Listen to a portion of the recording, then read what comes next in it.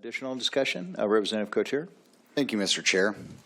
You know, I had an opportunity to go actually visit the big center. Fantastic place. Very warm, very welcome.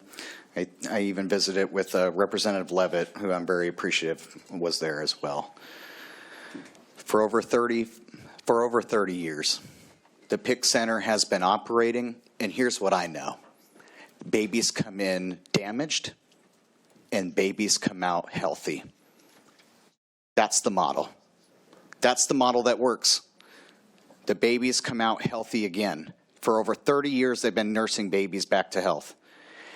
And I agree with the model that Maddie's Place has for making sure parents are involved there as well.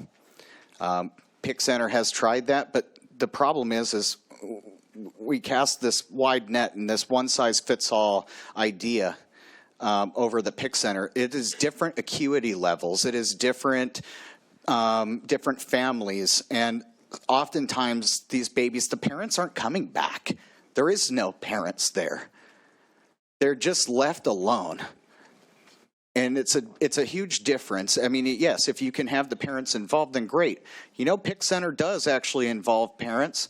They have wide visiting hours, and they give hotel vouchers to the parents. And the parents sometimes show up maybe only for the last maybe 30, 20 minutes of the visit because they use the hotel voucher to do drugs. But the babies still deserve a second chance at life, and they still deserve to be healed. And what I know has been happening for 30 plus years is they have been being healed. And every single governor, except for Bob Ferguson, has been to the PIC Center and pledged to save it. And this legislature for over 30 years has funded the PIC Center, including this very committee. We funded it last year in our budget, albeit at a reduced rate because we had issues, but that was still workable. So we did the right thing.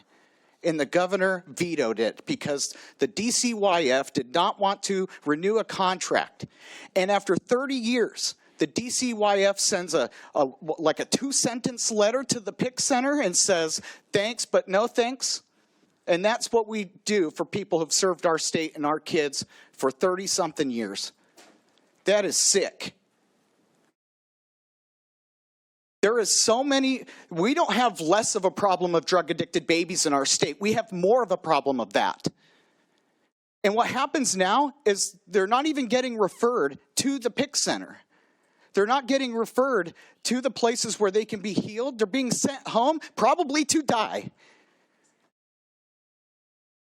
And all we have to do is a no-cost amendment that says DCYF, contract with the PIC Center, refer the kids so that we can heal them again.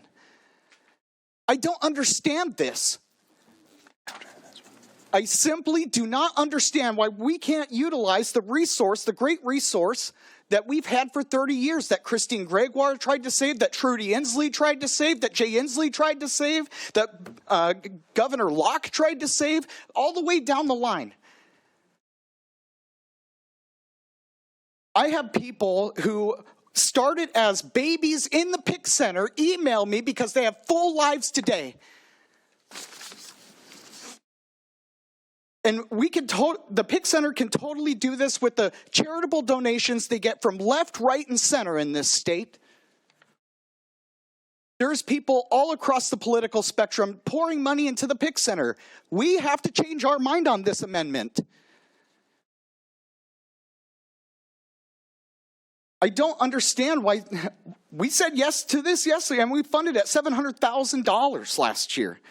But because DCYF doesn't like the fact that we don't have parents there 24/7 to smoke fentanyl in the PIC Center and put everyone at risk, you know why they don't do it anymore? Because one parent did a bunch of drugs, stole a baby, and absconded with the baby. And then they said, oh, well, we have all these problems, you're overusing the medications. They're not. There's like no evidence for that whatsoever. And when the DCYF ended the PIC Center's contract, they provided nothing as a reason. The people who serve the families and the children in our state deserve a whole lot better than this. Urging a yes.